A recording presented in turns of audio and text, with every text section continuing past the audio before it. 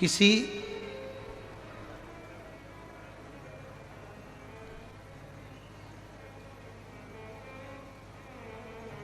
गलत जगह पर जब हमें जाना होता है तो हमारे लिए मार्ग सुलभ हो जाता है। जब हमें कहीं झूठ बोलना होता है, प्रपंच करना होता है, गलत करना होता है तो मार्ग सुलभ हो जाता है। पर शिव महापुराण की कथा कहती है जब हम सतमार्ग की ओर बढ़ते हैं, अच्छा करने की ओर बढ़ते हैं, भगवत स्मरण की ओर बढ़ते हैं, भगवत भजन की ओर बढ़ते हैं, तब कहीं ना कहीं किसी ना किसी रूप में हमें कुछ ना कुछ भगवान की भक्ति की ओर बढ़ने में उलझन आती ही है। हम शिव मंदिर जाते हैं, हम भगवान शंकर को एक लोटा जल चढ़ाते हैं, हम भगवान शिव का भजन भी करते हैं, स्मरण भी करते हैं, संकीर्तन भी करते हैं, मंत्र जाप भी करते हैं, नाम जाप भी करते हैं।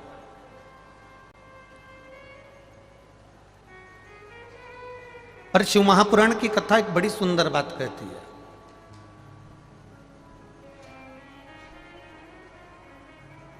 कि शिव के मंदिर जाने से पहले अपने मन को शिवालय बनाना पड़ेगा, तब जाकर हम शंकर के शिवालय तक पहुंच पाते हैं। यदि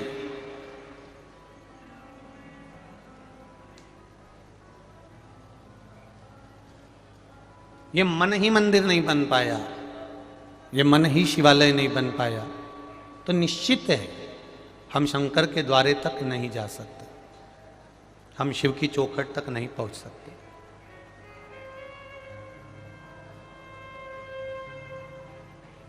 तेरे मंदिर में आना मेरा काम है और मेरी बिगड़ी बनाना तेरा काम। हम उसकी चौखट तक जब पहुंचे तो कुछ ना कुछ हमारे भीतर, हमारी चित्तवृत्ति में, हमारे मन में, हमारे हृदय में, हमारे स्मरण में कहीं शिव तत्व समाहित होगा, तभी हम शंकर की चौखट तक पहुंच पाते हैं, नहीं तो उसकी दरवाजे तक भी नहीं पहुंच पाते हैं। उसकी कृपा, उसकी दया। ये 24,000 श्लोक की शिव महापुराण की कथा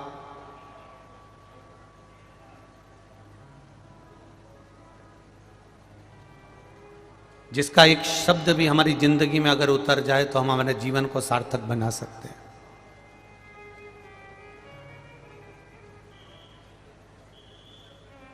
केवल एक शब्द, और वो शब्द हमारे जीवन का कल्याण भी कर सकता है। एक बार भगवान देवाधिदेव महादेव को भगवान ब्रह्मा जी पर क्रोध आ गया। अब ब्रह्मदेव जिनके 5 मुख थे,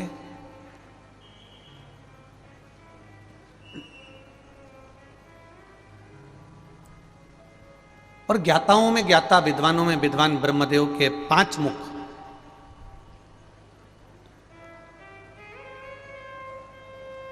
भगवान विष्णु के पिताजी का नाम ज्ञात करने के लिए उन्होंने एक पर्वत का मंथन करा, एक पहाड़ का भ्रमण मंथन किया और उसमें से शिवलिंग प्रकट हुआ। ये दुनिया का सबसे पहला शिवलिंग था जब भगवान ब्रह्मा और भगवान विष्णु ने प्रकट किया था।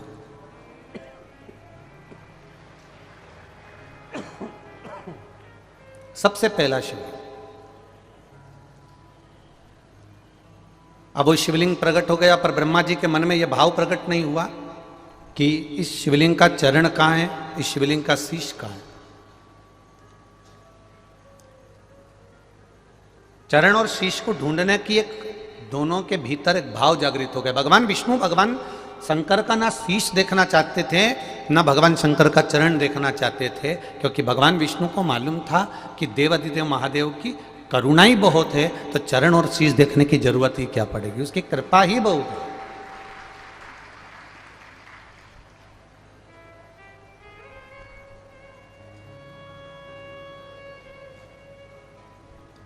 पर ब्रह्मा जी के मन में विश्वास जागृत नहीं हुआ और ब्रह्मा जी ने विचार कर लिया कि मुझे कुछ भी करके ब्रह्मा जी ने विचार करा कि भगवान शंकर का शीश कहाँ है, चरण कहाँ है, जरा मैं पता तो करूं। और ब्रह्मदेव के मन में यह भाव जागृत हुआ और ब्रह्मा जी ने भगवान विष्णु से कहा कि मैं भगवान का शीश देखने जाऊं कि चरण देखने जाऊं, आप जो कहेंगे मैं स्वीकार कर लूंगा।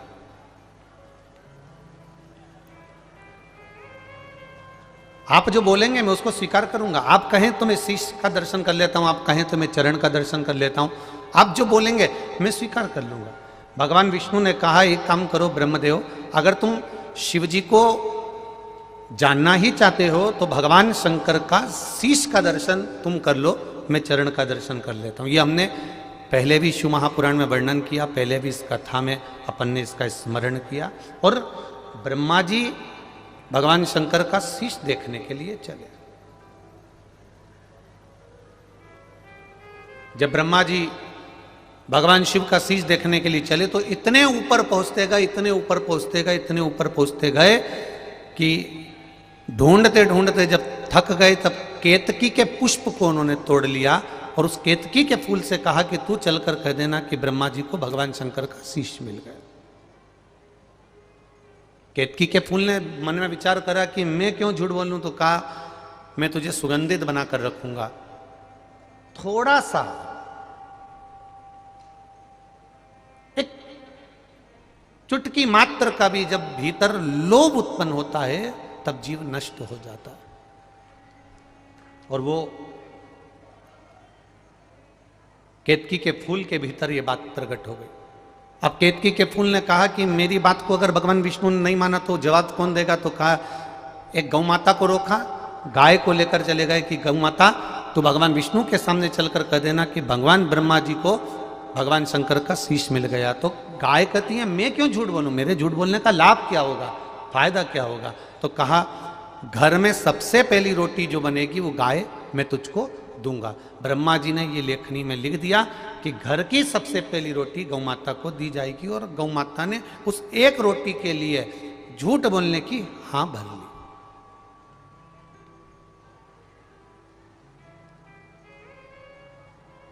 अब एक रोटी के लिए गौ माता ने झूठ बोलने की हाँ भर ली। आए नीचे, भगवान विष्णु से पूछा ब्रह्मा जी ने क्या आपको भगवान शंकर का चरण मिल गया, क्या आपको चरण प्राप्त हुआ भगवान शंकर का। भगवान विष्णु ने एक शब्द में कह दिया कि मुझे चरण नहीं मिला। भगवान शिव प्रसन्न हो गए और प्रसन्न होकर भगवान ब्रह्मा जी के सामने भगवान विष्णु से कह दिया नारायण मैं आपको आशीर्वाद वर के रूप में प्रदान करता हूं कि तुमने सत्य बोला, इसलिए आज से तुम्हारा नाम सत्य नारायण के रूप में पूजा जाएगा। आप सत्यनारायण के रूप में पूजे जाओ।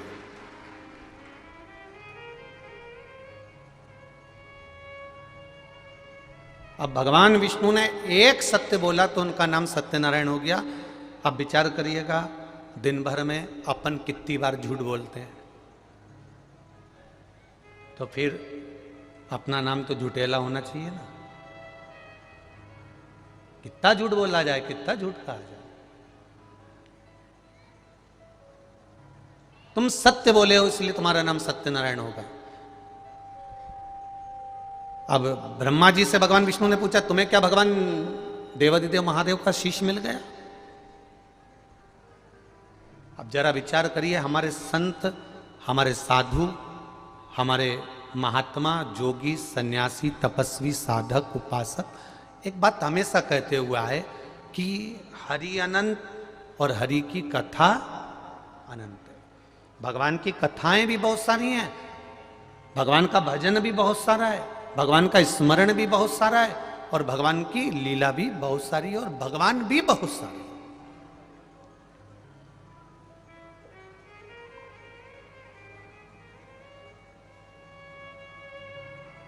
अब कोई कैसे बाच रहा है, कोई कैसे बाच रहा है, कोई कैसे ग्रहण कर रहा है, कोई कैसे ग्रहण कर रहा है, ये उसके ऊपर है। किसी की मर्जी पड़ती है तो आधा लीटर दूध को गर्म करके उकाल कर शक्कर डालकर पी लेता है, कोई होता है तो फीका पी लेता है, कोई होता है तो उसमें केसर डाल के पी लेता है, कोई होता है तो उसकी कॉफ़ी बनाकर पी जाता है, कोई होता है तो उसकी चाय बनाकर पी जाता है, कोई होता है तो उसका दही बनाकर खा लेता है, कोई होता है तो उसकी छाछ बनाकर खा लेता है, कोई है तो उसका मक्खन बनाकर खा लेगा, और कोई है तो उसका घी बनाकर खा लेगा। ये उसके ऊपर है कि वो दूध को कैसे ग्रहण कर रहा है। उसी तरह भगवान शिव का अपार ग्रंथ है। ऐसी कोई शास्त्र, ऐसी कोई पुराण, ऐसा कोई वेद, ऐसा कोई छंद, ऐसा कोई शास्त्र हमारे सनातन धर्म में नहीं है जिसमें देव अधिदेव महादेव का वर्णन नहीं हो। सब में शिव समाये हैं, प्रत्येक में। भागवत कथा की शुरुआत होती है तो भगवान शंकर से होती है, और राम कथा की शुरुआत होती है तो शंकर भगवान से होती है, विष्णु पुराण की शुरुआत होती है तो शंकर भगवान से होती है, गर्ग संहिता की शुरुआत होती है तो शंकर भगवान से होती है, मत्स्य पुराण की शुरुआत होती है तो शंकर भगवान से होती है, नारद पुराण, कुर्म पुराण, नर्मदा पुराण, लिंग पुराण, जितनी भी पुराणों की सूचना हम पढ़ें, जितने भी पुराणों का अगर वर्णन किया गया है तो उसमें सबसे पहले देवाधिदेव महादेव को आमंत्रित किया गया है, शंकर भगवान को विराजमान किया गया। और हम क्या करते हैं, कई लोग ऐसे हैं जिन्होंने समय की अवस्था में शंकर भगवान को कह दिया कि इनको घर में नहीं रखना, कोई ने कह दिया इनकी पूजन नहीं करना, कोई ने कह दिया गर्भवती नारी हो तो शिव के मंदिर मत जाना, कोई ने कह दिया शंकर जी का दर्शन मत करना, कोई ने कह दिया शंकर जी का चढ़ा प्रसाद मत खाना, कोई ने कह दिया कि शिव जी पे जल चढ़े तो उसको ग्रहण मत करना। पर शिव महापुराण की कथा कह रही है,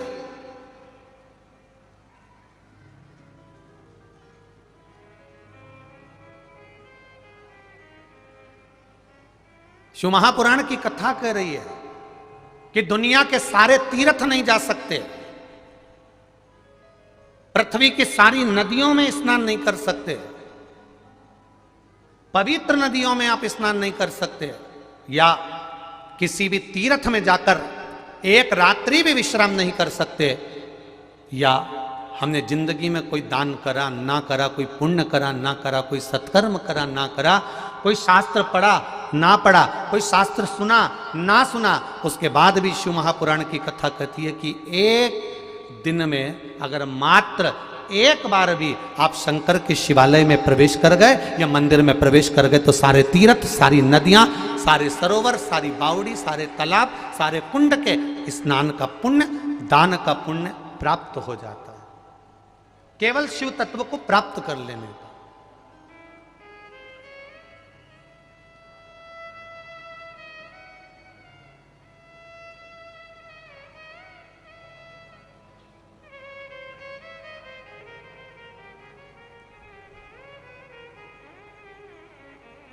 देखिए, प्रदीप नाम है ना, तो प्रदीप नाम के भी ढेरों लोग होंगे। आपका नाम अगर कमल है तो कमल नाम के ढेरों लोग होंगे। आपका नाम बिमला है तो बिमला नाम के ढेरों लोग होंगे। बोलो री जी हाँ, सही है कि गलत है? आपका नाम अगर भेरू है तो भेरू नाम के भी बहुत सारे होंगे। आपका नाम अगर चंद्रघंटा है तो चंद्रघंटा के नाम के बहुत सारे हैं। बोलो री जी हाँ, सही है कि गलत है? और जी जाऊन भी बोल दो, सही है। एक नाम के ढेर नाम पड़े,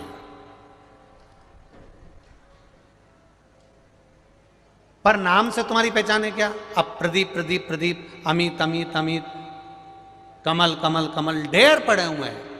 नाम से कोई नहीं पहचानता।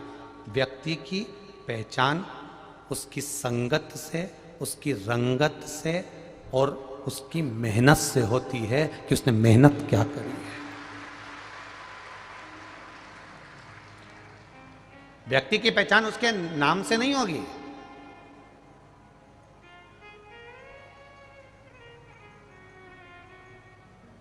उसकी मेहनत क्या है? मेहनत मतलब उसने अपने हाथों से कितनी मेहनत करी है। उसकी रंगत क्या है? उसने मेहनत कर कर अपना कलर तक चेंज कर लिया। उसकी संगत क्या है? किसके साथ बैठ रहा है? रंगत, संगत और मेहनत, इन तीन चीजों से व्यक्ति के नाम को पहचाना जाता है कि यह वो व्यक्ति है। नाम से जानना कठिन है, एक नाम के ढेर सारे मिल जाएंगे, एक नाम के बहुत सारे प्राप्त हो जाएंगे, पर तुम्हारी रंगत से, तुम्हारी संगत से और तुम्हारी मेहनत से तुमको पहचाना जाएगा कि इसकी मेहनत क्या है। किसी बैंक में जाके खड़े हो जाओ, तुम्हारी बैंक में चले जाओ, चलो तुम्हारी बैंक में चले जाओ, जिस बैंक में तुम जाते हो, और जाकर कह देना मेरा नाम कमल कुमार है, 50,000 रुपये निकाल के दो। निकाल देगा क्या वो? अरे बोलो तो जम के, नहीं निकालेगा। क्या कहेगा? सर एक फॉर्म भर दीजिए, उसमें आपका सिग्नेचर कर दीजिए, सिग्नेचर करोगे हम उसे पहचान जाएंगे। मतलब आप जो सिग्नेचर करोगे उससे पहचान हो जाएगी कि ये आपका सिग्नेचर है और आपका सिग्नेचर है, इसलिए 50,000 रुपये निकाल कर दे दिया जाएगा। उसी तरह ये शिव महापुराण की कथा नहीं है, ये आपका फॉर्म भरा रहा है कि ये फॉर्म वहाँ जमा हो जाएगा और बाद में पहचाना जाएगा क्या ये वही है जिसने सत्संग किया, भजन किया, कीर्तन किया, मंत्र जाप किया, स्मरण किया, नाम जाप किया, भगवत कीर्तन में डूबा रहा, भगवत भजन में डूबा रहा, क्या यह वही है? तब पहचाना जाए। रंगत से, संगत से और मेहनत से व्यक्ति की पहचान होती है। इसलिए मत बुरे कर्म कर बंदे वरना पछताएगा, भगवान की आंखों से तू बच नहीं पाएगा, तू बच नहीं पाएगा। अरे ओ अज्ञानी मत करना दानी, तेरे कर्म का फल भी तू ही पाएगा, जैसा किया तूने तेरे आगे आएगा। मत बुरे कर्म वरना पछताएगा, भगवान की आंखों से बच नहीं पाएगा, तू बच नहीं पाएगा। अरे ओ अज्ञानी मत करना दानी। एक विचार अपने जीवन में उतार लीजिएगा। रंगत से, संगत से और मेहनत से तुम्हारा नाम पहचाना जाता है कि ये वो व्यक्ति है जिसने इतनी मेहनत करी थी, ये वो व्यक्ति है जिसने अपना शरीर एक धूप में खड़े होकर काला कर लिया। अरे ये वो व्यक्ति है, उस व्यक्ति के साथ रहता है जो अच्छी संगत का, ये वो व्यक्ति है वो उसके साथ रहता है, उसकी संगत ऐसी।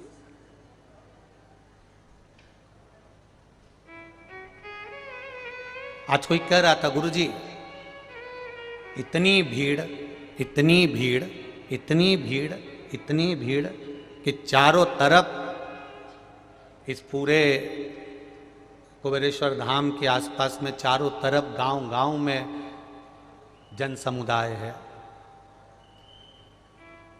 इसका कोई इलाज है कि थोड़ा सा ये अभी बरानपुर कथा हुई, उसके पहले परवणी हुई, फिर मालेगांव हुई, फिर गुजरात में बड़ौदा में हुई, फिर ऐसा ही पावागढ़ में हुई, तो इसमें थोड़ी जनता कम हो जाए, इसका कोई इलाज है? हमने कहा जिसको प्रेत भूत चिपक जाए उसका तो इलाज है, पर जिसका दिल महादेव से चिपक जाए उसका कोई इलाज नहीं।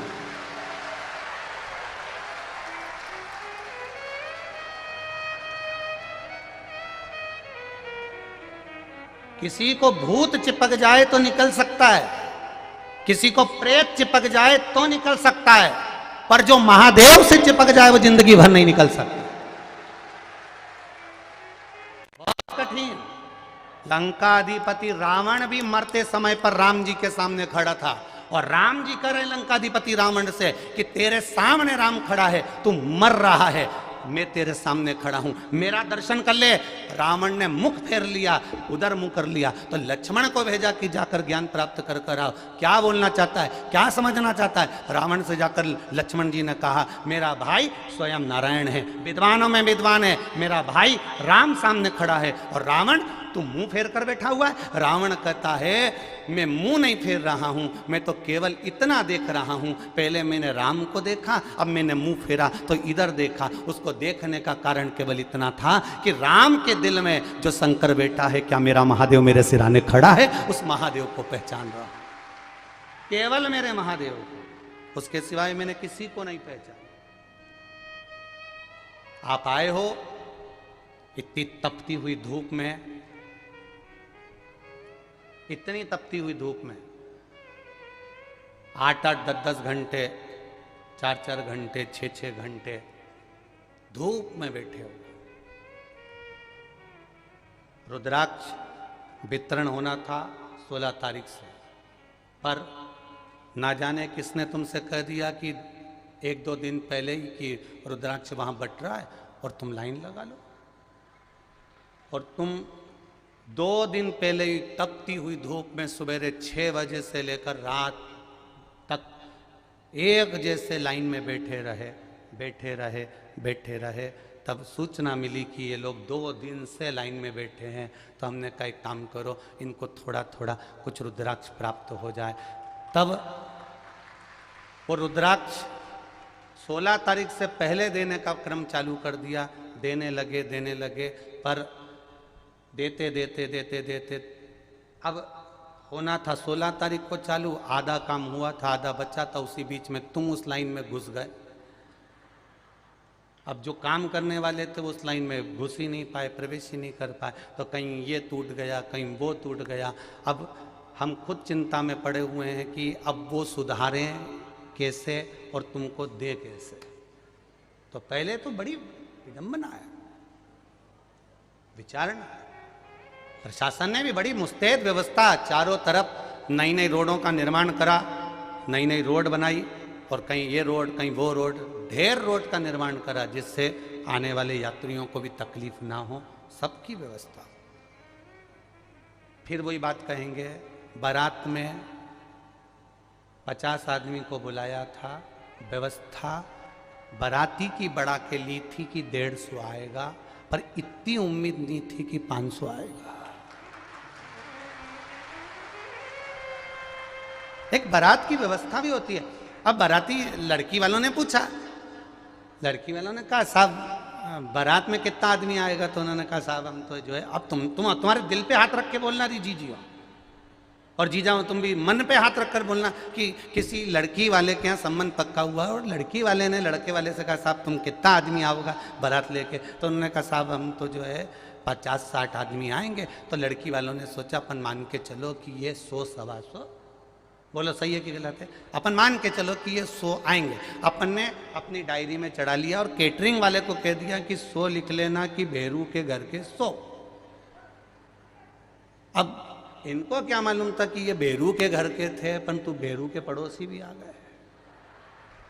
अब इनको क्या मालूम पड़ा, तो इन्होंने लिख दिया सब कि लड़की वाले लड़के वाले 100 आदमी आएंगे, 50 का इनने दुगना कर लिया कि 100। अब हमने भी विचार करा कि पिछले रुद्राक्ष से दुगना। अब हमको क्या मालूम था कि तुम तो छगना हो जाओगे, किसको मालूम था। शिव कथा कह रही है, भगवान शिव को क्रोध आया क्योंकि गाय झूठ बोल दी, केतकी का फूल झूठ बोल दिया, और बची कुची थी तो गौ माता ने झूठ बोल दिया। गाय झूठ बोली, गौ माता झूठ बोली, केतकी का फूल झूठ बोला, और बचा था तो ब्रह्मा जी झूठ बोल दिए। तब शंकर भगवान को क्रोध आया। शिव जी ने अपने पांव का नख तोड़ा, अंगूठे का नख तोड़कर फेंका।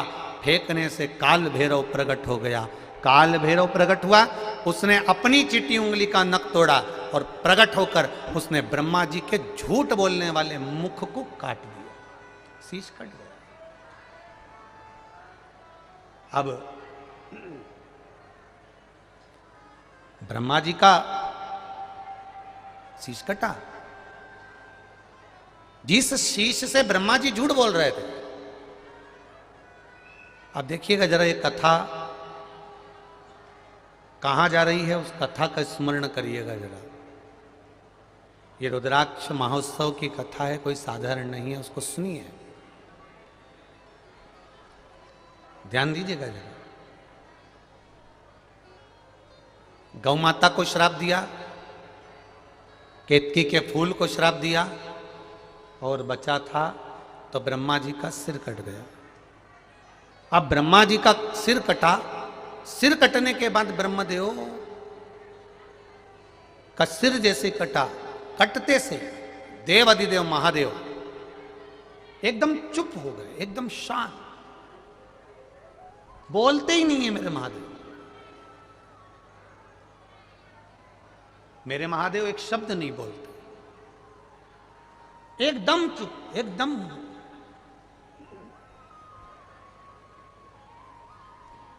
जब मेरे महादेव मौन हो गए तब भगवान शंकर के गण नंदी जी को यह बात अच्छी नहीं लगी। और होना भी यही चाहिए, आपके जीवन में भी यह बात जरूर आना चाहिए कि घर में माता पिता, घर का व्यक्ति, घर का बुजुर्ग, घर का कोई बड़ा, घर में रहने वाला व्यक्ति, जब एकदम बोलने वाला व्यक्ति, सब कुछ राजी राजी काम करने वाला व्यक्ति अगर एक बार चुप हो जाए, मौन हो जाए, तो समझना कि बात कोई छोटी मोटी नहीं है, बात जरूर बड़ी है। इसलिए बोलने वाला एकदम चुप होकर दे। कारण क्या है उसको पहचानो, समझो।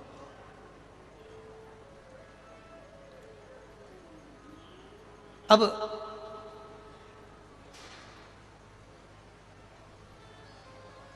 जैसे ही भोलेनाथ जी चुप हो गए, 33 कोटि देवी देवताओं में, माताओं इसमें स्मरण करिएगा जरा, और मेरे भाई जितने बैठे हैं वो भी स्मरण करें। 33 कोटि देवी देवताओं में ऐसा कोई देवता नहीं होगा जिसने अपने गण को, अपनी सवारी को, अपने दरवाजे पर खड़े होने वाले को गुरु बनाया। केवल एक देव अधिदेव महादेव थे जिन्होंने नंदी को भी गुरु बना लिया था जब ज्ञान प्राप्त करना था, नंदीश्वर।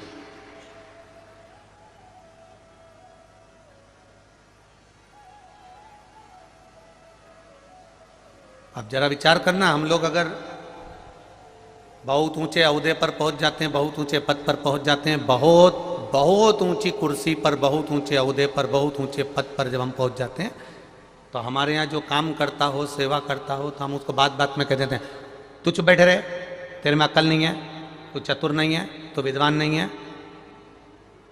तो मुझे समझाने चला, चुप बैठ। हम उसको कह रहे हैं चुप बैठ, तुझ में अकल नहीं है, तुझ में ज्ञान नहीं है, तू समझदार नहीं है। अब भाई मेरे महादेव से सीखिए, कैलाश पर रहते हैं, सारे देवता 33 कोटि देवताओं को केवल देवता कहते हैं, केवल देव कहते हैं। उन 33 कोटि देवी देवताओं का भी कोई गढ़ अधिपति बनकर बैठा है तो वो देवों का देव महादेव बनकर बैठा है। उसके बाद भी मेरे महादेव के जीवन में कभी अभिमत्ता, कभी अहंकार, कभी अहम मेरे महादेव के पास नहीं आया। महादेव हमेशा चित्त वृत्ति में आनंदता लेकर नंदी को भी अपना गुरु बना लेते हैं। जब नंदी से ज्ञान प्राप्त होता है उसको भी गुरु।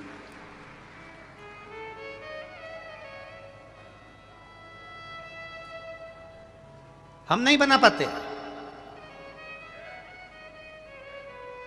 कई बार बहू अच्छी बात कहती है, ऐसा नहीं कि बहू हर बार गलत कहेगी, कई बार बहू अच्छी बात कहती है। सास का फर्ज है जब अच्छी बात मिले ना तो बहू की पीठ थपथपा कर कहना, तूने मुझे आज ज्ञान दिया है, तू मेरी गुरु बनकर बैठी है, उसमें कोई गलत नहीं होगा। और हर बार सास भी तुमको अपशब्द नहीं कहती है, हर बार सास भी तुमको गाली नहीं देती है, कभी कभी सास भी तुमको ज्ञान की बात कह देती है। उस समय पर बहू को चाहिए कि सास के चरण छूकर आशीर्वाद लेकर कहे, मम्मी मेरे को रोटी बनाना नहीं आती थी, मैं कॉलेज में पढ़ती थी, स्कूल पढ़ती थी, मुझ में इतना ज्ञान नहीं था, पर माँ तेरी जैसी सास दुनिया में नहीं मिलेगी। डांट डांट कर, गलतियां बता बता कर, गाली दे दे कर तूने मुझे अचार डालना सिखा दिया, तूने मुझे बड़ी बनाना बता दिया, तूने मुझे पापड़ बनाना बता दिया, तूने मुझे रोटी बनाना बता दिया। सास को भी लगेगा कि बहू आई है, मैंने इसको गाली दी, अपशब्द कहा, ताने दिए, आड़ा टेढ़ा बोला, पर इसने मुझे स्वीकार करा, मेरी बात को स्वीकार करा।